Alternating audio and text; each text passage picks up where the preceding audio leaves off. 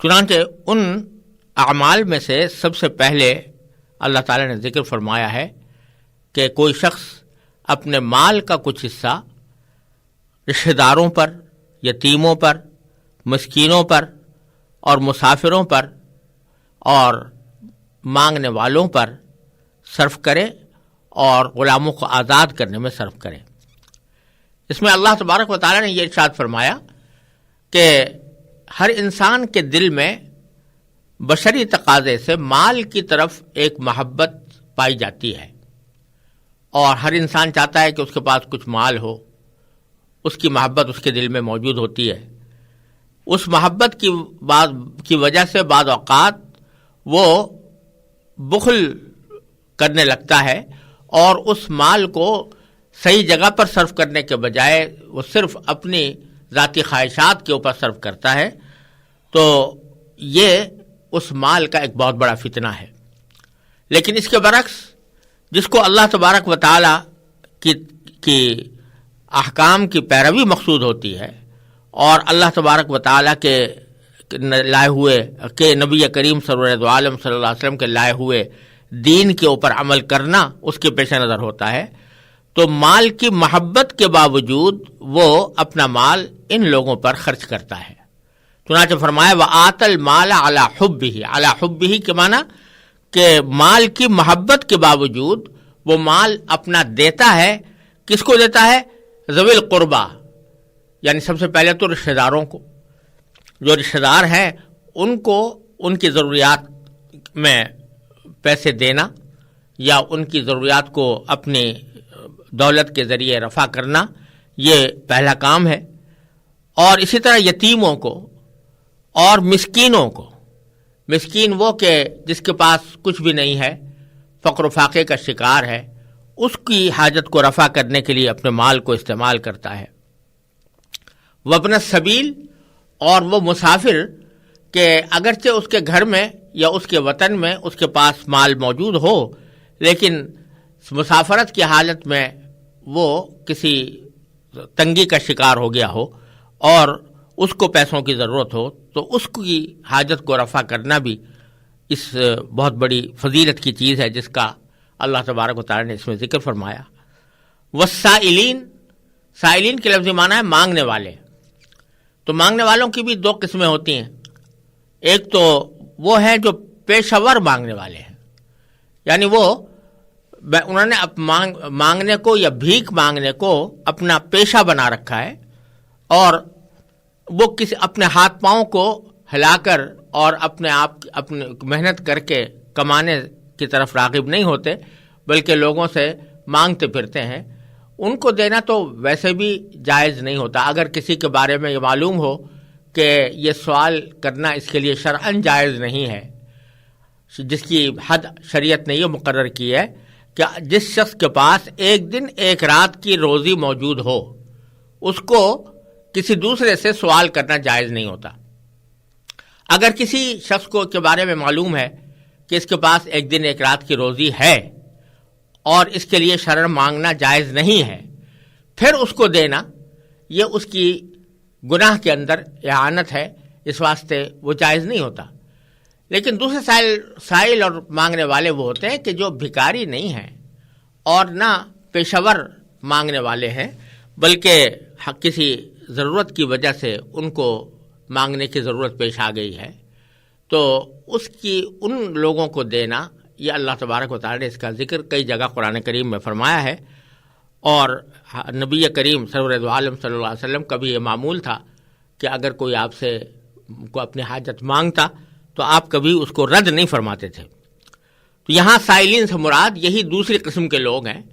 کہ جو پیشہ ور سائل نہیں ہیں، پیشہ ور گداگر نہیں ہیں، لیکن اپنی کسی حاجت کی وجہ سے ان کو مانگنا پڑ گیا ہے، تو ان کو دینے کی بڑی فضیلت ہے۔ وفر رقاب، اور آخری بات یہ ذکر فرمائی کہ پہلے زمانے میں غلام ہوا کرتے تھے اور غلامی کیا کرتے تھے، تو ان غلاموں کو آزاد کرنا یہ بہت بڑی فضیلت کی بات قرار دی گئی تھی، اور یہ فرمایا گیا تھا کہ اگر کوئی شخص کسی غلام کو آزاد کرے تو حدیث میں ہے کہ اس کے ہر عضو کے بدلے آزاد کرنے والے انسان کے ہر عضو کو جہنم سے نجات عطا ہو جاتی ہے۔ تو یہاں پر بھی اس کا ذکر فرمایا وفر رقاب، یعنی لوگوں کی گردنیں چھڑانے میں، یعنی لوگوں کو غلاموں کو آزاد کرنے میں اگر انسان مال خرچ کرتا ہے تو وہ بڑی فضیلت کی چیز ہے۔ تو پہلے ذکر فرمایا اس بات کا کہ آدمی کے لیے جو سب سے بڑا فتنہ دنیا کے اندر ہوتا ہے وہ مال ہوتا ہے، اور اس مال کی وجہ سے انسان بہت سے گناہوں کا ارتکاب کرتا ہے، بہت سے فرائض میں کوتاہی کرتا ہے۔ لیکن یہ وہ لوگ ہیں کہ جو مال کی محبت کے باوجود اللہ تعالیٰ کے راستے میں ان مدات پر اپنا مال خرچ کرتے ہیں۔ پھر آگے فرمایا وَأَقَامَ الصَّلَاةَ، دوسرا ان کا عمل یہ ہے کہ وہ نماز کو قائم کرتے ہیں، اور یہ پہلے بھی گزر چکا ہے کہ نماز کو قائم کرنے سے مراد یہ ہے کہ نماز کو اس کے آداب و شرائط کے ساتھ ادا کرتے ہیں، پابندی کے ساتھ ادا کرتے ہیں، اس میں ناغہ نہیں کرتے، اور وآت الزکاۃ، اور زکوٰۃ ادا کرتے ہیں۔ زکوٰۃ کا الگ سے ذکر کرنے سے یہ بات معلوم ہوئی کہ پیچھے جو بات کہی گئی تھی کہ وہ مال خرچ کرتے ہیں، ان مختلف مدات کے اندر خرچ کرتے ہیں، وہاں اس سے مراد نفلی صدقات ہے، یعنی زکوٰۃ کا ذکر الگ کیا گیا ہے۔ زکوٰۃ تو فرض ہے، ہر انسان کے مال کے اوپر زکوٰۃ فرض ہے جو صاحب نصاب ہو، اور وہ اس کی خاص مقدار اللہ تبارک و تعالیٰ نے طے کر رکھی ہے۔ مثلا عام طور سے نقدی کی زکوٰۃ 40واں حصہ یا 2.5% ہوتی ہے، تو وہ تو فرض ہے۔ پیچھے جن چیزوں کا ذکر کیا گیا ہے وہ یہ کہ اس فرض کی ادائیگی کے باوجود اس کے بعد بھی وہ لوگوں کی حاجتیں پوری کرتے ہیں، یعنی نفلی طور پر، اگرچہ وہ ان کے ذمہ فرض نہ ہوں، لیکن اللہ تعالیٰ کو راضی کرنے کے لیے وہ اس مال کو خرچ کرتے ہیں۔ پھر آگے فرمایا وَالْمُوفُونَ بِعَهْدِهِمْ إِذَا عَاهَدُوا، اور وہ لوگ کہ جو اپنے عہد کو پورا کرنے کے عادی ہوں، جب کوئی عہد کر لے تو اس عہد کو پورا کرتے ہوں۔ یہ بھی بہت بڑی عظیم تعلیم ہے کہ جب آپ کسی کے ساتھ کوئی وعدہ کریں یا عہد اور معاہدہ کریں تو اس کو پورا کریں ہر حالت میں، اور جب تک کہ کوئی شدید عذر لاحق نہ ہو جائے اس وعدے کو پورا کرنے کا اہتمام کریں۔ تو ان اچھے لوگوں کی اللہ تبارک و تعالیٰ نے یہ تعریف فرمائی ہے کہ وہ اپنے عہد کو جب بھی وہ عہد کر لیں پورا کرتے ہیں۔ وَالصَّابِرِينَ فِي الْبَأْسَاءِ وَالضَّرَّاءِ، اور تنگی اور تکلیف کی حالات میں، وحین الباس، اور جنگ کے وقت میں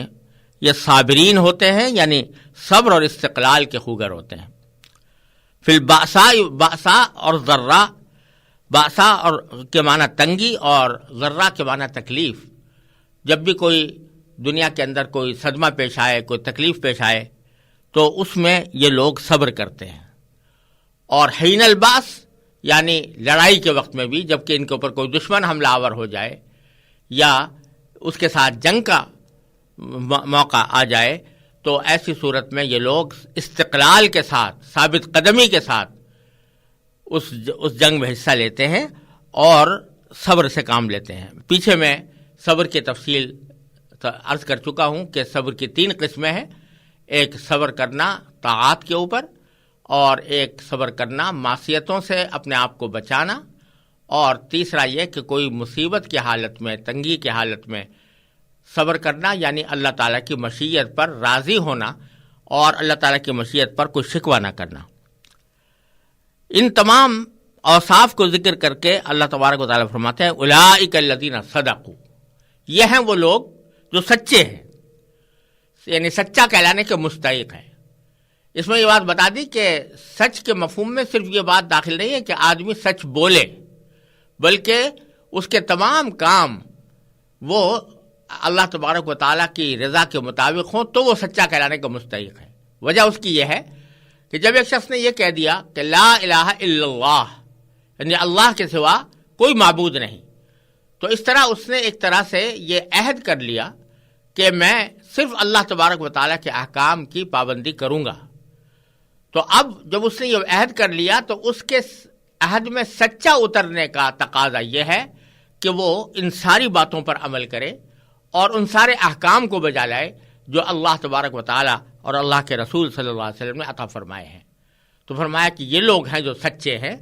وَأُولَٰئِكَ هُمُ الْمُتَّقُونَ، اور یہی لوگ متقی ہیں، یعنی